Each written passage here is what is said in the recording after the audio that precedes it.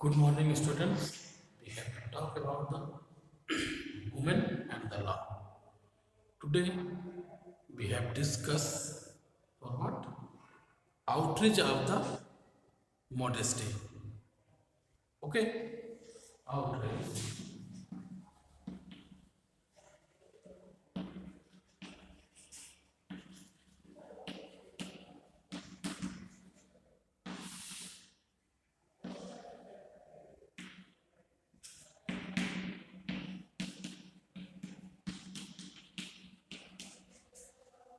Okay. What is the topic? Outrage of the modesty. ठीक, हम समझते हैं आज का क्या टॉपिक है वुमेन एंड द लॉ में स्त्री की लज्जा भाग। ठीक है, यानी कि हर एक स्त्री का अपनी सोसाइटी में अपने आप में एक क्या होता है, एक गरिमा होती है। ठीक है, अपनी गरिमा को वो बनाए रख सकती है। ठीक है, अपने अस्तित्व को वो बनाए रह सकती है। यदि वह उसे किसी तरह की अपनी गरिमा बनाने में कोई दिक्कत आती है, ठीक है, तो ऐसे ऐसी परिस्थितियों को, ठीक है, जब कोई महिला को अपनी इज्जत के लिए, कहते हैं महिला की इज्जत के लिए, ये समझ लीजिए वही है आउटरेज ऑफ मोडेस्टी, यानी कि स्त्री की लज्जा भाव।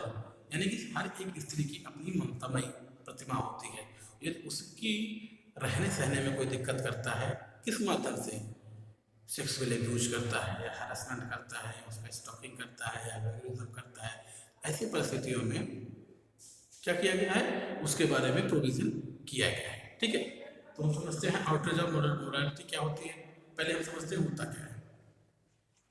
सबसे पहली चीज क्या होती है, स्त्री की लज्जा भंग वह होती है जिसमें प्रत्येक महिला अपनी, ठीक है, अपने अस्तित्व को, अपनी लज्जा को, ठीक ही, रक्षा करना चाहती है। और यह इसकी रक्षा करने में ऐसा नहीं कि कानून ने इसका साथ नहीं दिया है। कानून में आईपीसी की, भारतीय दंड संहिता की धारा 354 इसके बारे में पूरी तरह से बताते हैं। ठीक है, स्त्री की परिभाषा को हम जब डिफिनेशन करते हैं, वुमेन की डिफिनेशन करते हैं, तो ऐसा नहीं है कि कितनी उम्र की महिलाओं को इसमें शामिल किया, हर एक छोटी बच्चे से लेकर एक वृद्ध महिला तक शामिल किया है। जब आईपीसी की सेक्शन 10 पढ़ेंगे, उसमें वुमेन के बारे में बताया गया है, तो उसमें वुमेन का मतलब रहता है कोई भी चाइल्ड, किसी भी अवस्था में महिलाओं को शामिल किया गया है। ठीक है, आईपीसी की धारा 10 में ये पूरी तरह से बताया गया है। ठीक है, लज्जा क्या होती है, आउटरीच क्या होता है, नारी का एक सहज स्वभाव होता है। स्त्री चाहे वह किसी भी उम्र की क्यों ना हो, उसकी अपनी एक लज्जा होती है। ठीक है, ऐसा नहीं कि धारा 10 में पूरी तरह से हर एक मानदंडों को शामिल किया है। इसके संबंध में इंडियन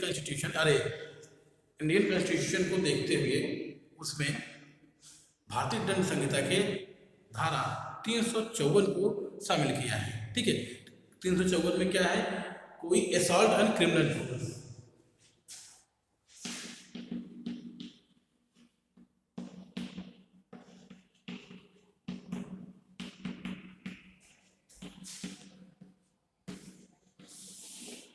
किसी महिला पर उसकी स्त्री की लज्जा भंग करने के लिए, ठीक है, कोई असॉल्ट करता है, कोई हमला करता है, क्रिमिनल कोड करता है, आपराधिक बल का प्रयोग करता है, तो उसके लिए वह किसके दायरे में जाएगा, सेक्शन 354 के, ठीक, क्या माना जाएगा, आउटरेज ऑफ मोडेस्टी का उसे क्राइम माना जाएगा, जिसमें उन्हें 2 साल की सजा दी गई है और साथ में फाइन की भी व्यवस्था की गई है। ठीक है, तो इस धारा में क्या बताएगा, फिर से एक बार समझते हैं। ठीक, सेक्शन को सही से पढ़ते हैं। जो कोई किसी स्त्री की लज्जा भंग करने के आशय से, ठीक, क्या करेगा, कोई ऐसा एक्ट करेगा जिससे स्त्री की लज्जा भंग होती है, या हमला करेगा, वही क्रिमिनल फोर्स असॉल्ट करेगा, तो ऐसे परिस्थितियों में उसे 2 वर्ष की सजा होती है। ठीक, और लेकिन इस संबंध में 2013 में अमेंडमेंट किया गया।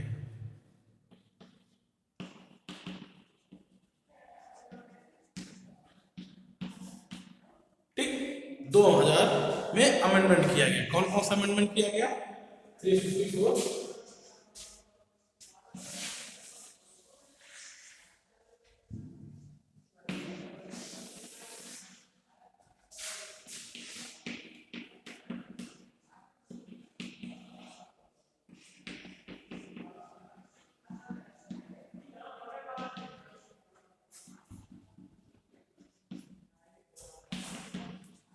ठीक,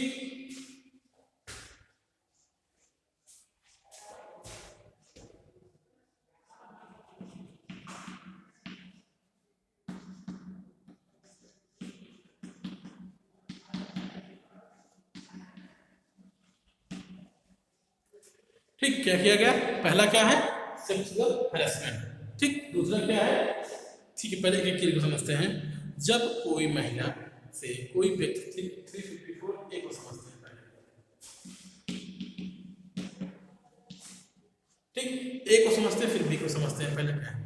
ठीक, सेक्सुअल हैरेसमेंट का मतलब होता है जब किसी महिला से कोई व्यक्ति, ठीक है, कोई कमेंट करेगा, कोई सेक्सुअल टिप्पणी करेगा, ठीक है, उसके लिए सेक्सुअल एब्यूज करेगा या उसे ऐसी चीजें करेगा जिसे उसे नहीं करनी चाहिए। यानी कि सोसाइटी में महिला जैसे कोई सेक्सुअल हैरेसमेंट करता है, कोई ऑफिस में कोई काम कर रहा है, उसके लिए कमेंट करना, उसके रंग पे कमेंट करना, ठीक है, उसे डिमांड करना के लिए, ऐसी चीजों के लिए इसे किसमें माना जाएगा? ये सेक्सुअल किसमें माना जाएगा? सेक्सुअल हैरेसमेंट माना जाएगा। ठीक है, सेक्सुअल हैरेसमेंट में क्या क्या चीजें दी गई हैं? इसमें 3 साल की सजा और फाइन दी गई। ठीक, 3 साल की सजा,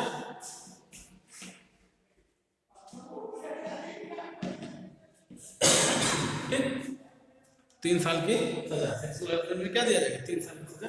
आप इसको 354 अच्छे से देख लीजिएगा आईपीसी में। ठीक है, अब 354 बी देखते हैं। 354 बी में क्या है? जब कोई व्यक्ति किसी महिला के साथ क्या करेगा? असॉल्ट या क्रिमिनल फोर्स यूज करेगा। जब कोई व्यक्ति महिला के साथ असॉल्ट या क्रिमिनल फोर्स करेगा किसी के लिए, उसके कपड़े बस उतारने के लिए, ठीक है, मोडेस्ट करने के लिए करेगा, ठीक है, जिससे उसका अनादर किया जाएगा, जिससे महिला का अनादर किया जा सकता है। ठीक, तो उसके लिए क्या किया जाएगा? आईपीसी की धारा 354 सब क्लॉज बी में स्त्री की अनादर की परिभाषा दी गई है। ठीक, ऐसा कोई करता है तो उसके लिए कम से कम 3 साल की सजा और मैक्सिमम 7 साल के लिए सजा दी गई है। ठीक, फिर से इसको समझते हैं, देखते हैं आईपीसी की धारा में क्या लिखा गया है।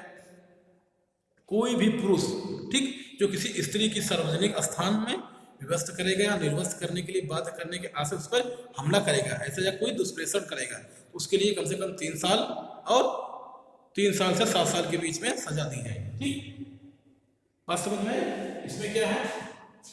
पब्लिक प्लेस क्या करेगा?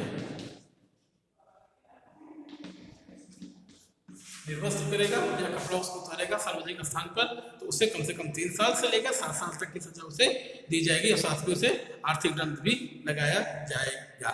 ठीक, बात समझ में आई? तो 354 ए समझ में आ गया, सेक्सुअल हैरेसमेंट।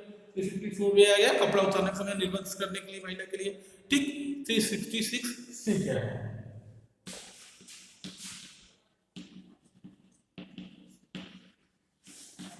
ठीक, वेगोरिज्म। ठीक है, क्या है? वेगोरिज्म। ठीक, इसमें क्या कहेंगे? ठीक है, वेगोरिज्म में कौन चीजें होती हैं? जब कोई व्यक्ति, ठीक, जब कोई व्यक्ति, कहने का मतलब जब कोई व्यक्ति किसी महिला को क्या करेगा? पीछा करेगा, जैसे उसे चुपके से देखेगा, नहाते हुए देखता है, कुछ ऐसे परिस्थिति में काम कर रही है, उसे देखता है, उसकी फोटो लेता है, उसकी तस्वीर को मिसयूज करता है, तो उसके लिए इसका दोषी माना जाएगा। 354 सी का दोषी माना जाएगा। ठीक है, 354 सी का दोषी माना जाएगा, इसमें भी वही 3 साल की सजा दी जाएगी। ठीक, अगला क्या है? 354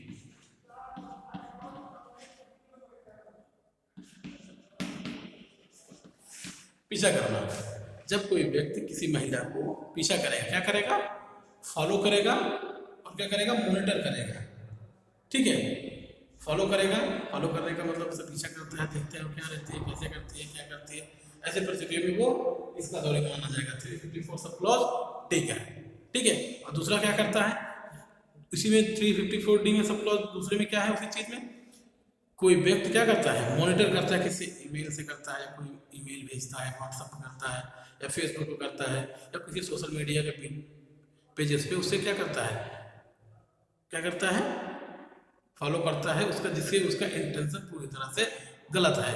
ठीक, उसका इंटेंशन पूरी तरह से गलत है, तो ऐसी परिस्थितियों के लिए उसे यदि पहली बार सजा करता है उसे 1 से 3 साल तक सजा दी जाएगी। ठीक, ये दूसरी बार देता है, करता है तो क्या दी जाएगी? 3 साल तक सजा दी जाएगी, फर्स्ट में 3 साल तक सजा दी जाएगी, सेकंड में क्या करता है? उसे 5 साल तक सजा दी जाएगी। ठीक, तो हमने क्या देखा? मोडेस्टी के बारे में 354 को हमने देखा। ठीक, आउटरेज ऑफ मोडेस्टी के बारे में।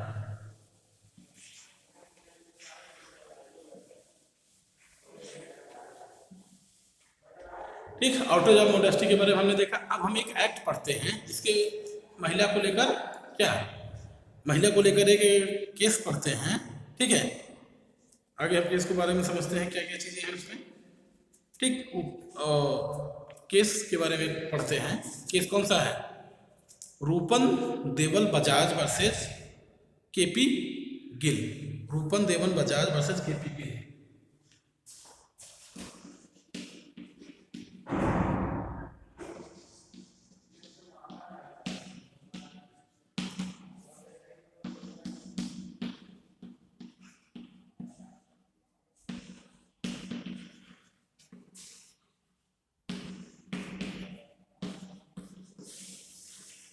रूपन देवी बजाज वर्सेस केपी गिल 1997 में आया गया था।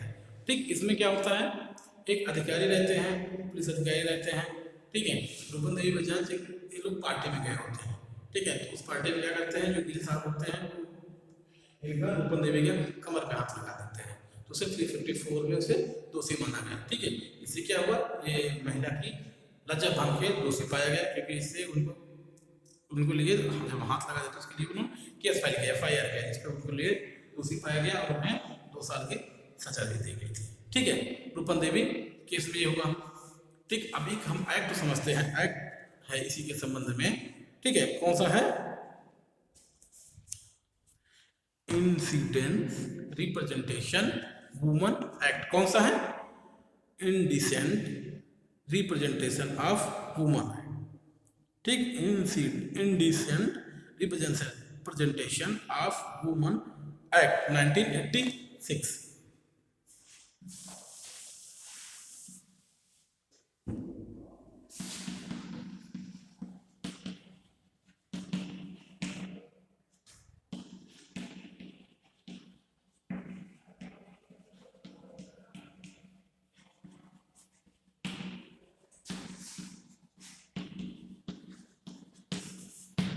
ठीक, इस एक्ट के बारे में समझते हैं।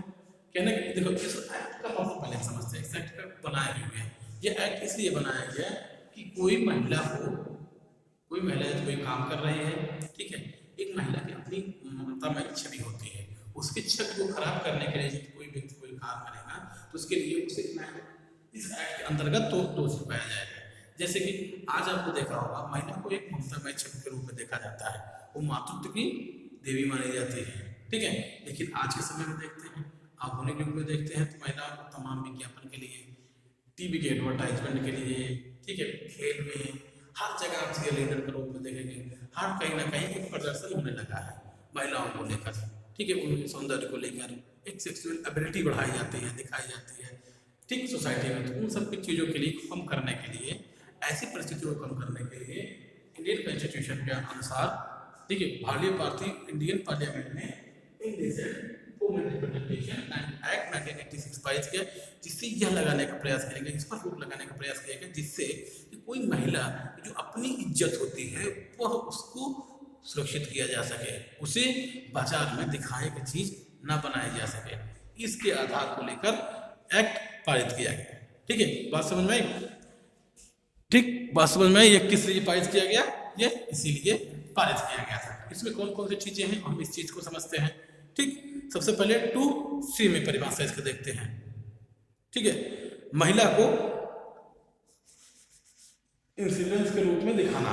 ठीक है, 2C में क्या देखते हैं, महिला को इंसिडेंस रूप में दिखाना। क्या चीज कहा गया इसमें?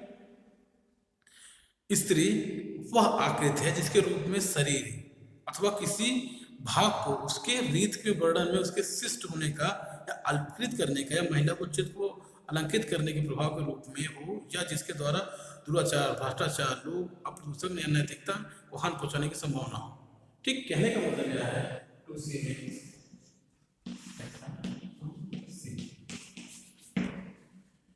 सेक्शन 2C में क्या बताया गया, जब कोई महिला के साथ कोई व्यक्ति उसे इस तरह से यूज करता है जिसे वो इमोरल होती है, उसका एक्ट कैसा माना जाता है? इमोरल माना जाता है, जिससे उस पर किसी तरह की कोई हानि पहुंचाई जाती है उसके कैरेक्टर पर। तो इस तरह के कार्यों के लिए उसे दोषी, इस तरह के कार्यों। ठीक, 2C में क्या बताया गया है, तो हम उस चीज को समझते हैं। 2C में क्या बताया गया है, इनडिसेंट वुमन रिप्रेजेंटेशन किसे कहा जाएगा? महिला को अलंकित रूप से कहा जाएगा, किसे कहा जाएगा? Means the deception in any manner of the figure of woman, यानी कि महिलाओं की किसी भी आकृति को, फिगर को इस तरह से प्रेजेंट किया जाएगा कि हर form or body any part of the such way have affected to the incidence. ठीक, वो ऐसी प्रकट किया जाएगा, ऐसे प्रकट किया जाएगा जिससे उनके आकृति पर, उसके छवि पर कोई क्या पड़ता है, कोई छूब पड़ता है। तो ऐसी परिस्थितियों में क्या किया जाएगा? और उसमें क्या शामिल किया जाएगा? कोई डिरोगेटरी, ठीक है, या ऐसा कोई भी है जिसपे करेक्शन है, ठीक है, जिसपे डिप्राइव है, ऐसी चीजों को शामिल करके जिसपे मोरलिटी उसकी कम की जाएगी किसी महिला की, वो इसमें माना जाएगा सेक्शन 2 में इनसिडेंस माना जाएगा, इंडिसेंट माना जाएगा। ठीक, महिलाओं को क्या है? महिलाएं प्रकृति के अनुरूप एक कृति मानी जाती हैं। ठीक है, हर महिलाओं की अपनी अपनी छवि होती है, छवि को उसको प्रकट करना चाहिए। ठीक, अब हम सेक्शन 3 देखते हैं। सेक्शन 3 में क्या क्या चीजें हैं? प्रोहिबिटेशन। देखिए सेक्शन 3 में क्या है? प्रोहिबिटेशन of the advertisement certain incidence representation. Incidence representation हमने उसी में देखा, किसी महिला को इस रूप से नहीं दिखाया जाएगा जिससे उसकी छवि को, एक महिला की छवि को खतरा पहुंचे। लेकिन सब क्लॉज 3 में क्या बताया गया है कि किस किस पे रोक लगाई गई है? इंडिसेंट वुमेन रिप्रेजेंटेशन किस किस पर नहीं कर सकती, कौन कौन सी एडवर्टाइजमेंट नहीं कर सकती है। ठीक है, तो समझते हैं। No person shall punish or cause published. ठीक, no person shall publish or cause to be published or arrange to or take part in publication exhibition of any advertisement contain indecent representation of the women in any form. यानी किसी महिला को indecent women presentation में section 3 में क्या बताया गया है? कोई भी ऐसा एडवर्टाइजमेंट, कोई ये भी ऐसी विज्ञप्ति, कोई ऐसी भी चीज की सेलिंग के संबंध में महिलाओं को ऐसे रूप में यूज नहीं किया जाएगा। ठीक, सबसे क्या हमने देखा? सेक्शन 3 हमने देखा।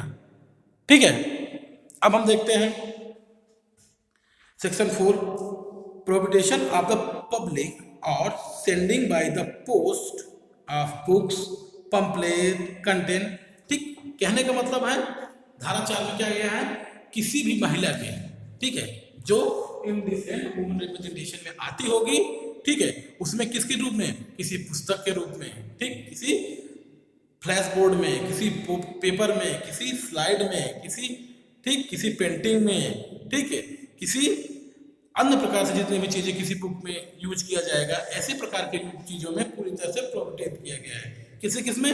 किसी फिल्म में, किसी राइटिंग में, किसी ड्राइंग में, किसी पेंटिंग में, किसी फोटोग्राफ में, उसके रिप्रेजेंटेशन, उसके फिगर को क्या किया जाएगा? इस प्रकार के कार्य में पूरी तरह से रोक लगाई जाएगी। ठीक, बात समझ में आई? अब अगला सेक्शन हम समझते हैं, section sub clause 5, power to enter to and search.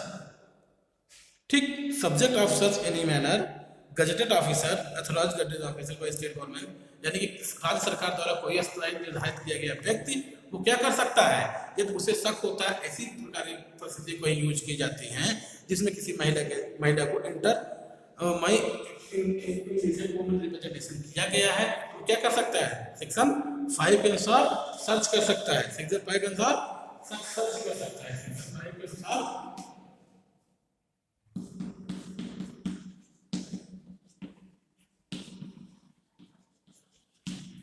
जा सकता है और सर्च कर सकता है जहां पे उसे ये शंका होती है। कौन करेगा? एक गजेटेड ऑफिसर अपॉइंट करेगा राज्य सरकार द्वारा, वो जाकर क्या क्या कर सकता है? सुनते हैं। पहला, enter search the all reasonable time with the search assistant if any has considered necessary any place in which the reason to believe that offence under this act. यानी इस सेक्शन के अंदर कोई ऑफेंस ऐड किया जाता है तो एक रिजनेबल टाइम पे एक ऑफिसर जाके ऐसी परिस्थितियों में जाके वो चेक कर सकता है। ठीक, और क्या कर सकता है? Size any advertisement on book pamphlet film site, ये सब चीजें हैं रीजनेबल बिलीव कंट्रोवर्शियल प्रोविजन है। ठीक, सीज कर सकता है। ठीक, सीज कर सकता है, क्या कर सकता है? एंटर कर सकता है और सीज कर सकता है। वहां मिलने पर, ऐसी परिस्थितियों से मिलने पर वो बुक पंपलेट फिल्म ऐसी परिस्थितियों में जाके वो सब चीजों को सीज कर सकता है। ठीक, ये चीजें हमने देखी एक्ट में। अभी हम और इसके आगे की चीजें देखेंगे। सेक्शन 6 में इसके पनिशमेंट के बारे में बताया गया है, ठीक है। इसके पनिशमेंट को समझकर आगे बढ़ते हैं। इसको इसी में इतना आप लोगों का हो जाएगा, ठीक है, इतना लिखने में, ठीक। इसके पनिशमेंट में क्या क्या चीजें हैं। जब इसी प्रकार कोई दंड दिया जाता है, जो सेक्शन 3 या 4 में दोषी पाया जाता है, तो उसे क्या, उसे 2 साल तक की सजा या 2000 रुपए का जुर्माना दिया जाएगा, ठीक है। और फिर दोबारा ऐसा करने पर उसे ठीक 5 वर्ष तक की सजा, 10,000 रुपए का जुर्माना दिया जाएगा, ठीक, ठीक है। ये चीजें इसमें दी गई है। सेक्शन 9 पढ़ लीजिएगा, इसमें यदि कोई सद्भावनापूर्वक कार्य करता है ऐसी परिस्थितियों में, ठीक है, जिसका बिल इंटेंट होता है, तो ऐसी परिस्थितियों में उसे दायी नहीं समाया जाएगा, ठीक है। Protection to the action take the good faith, no suit, ठीक, persecution of other legal proceedings shall be against central government or any state government, any officer, central government or state of government with the good faith, ठीक। यदि कोई व्यक्ति good faith में ऐसा चीजें करता है तो उसके लिए वो दोषी नहीं माना जाएगा, ठीक। आज की क्लास में खत्म होता है, अगली क्लास में चर्चा करेंगे।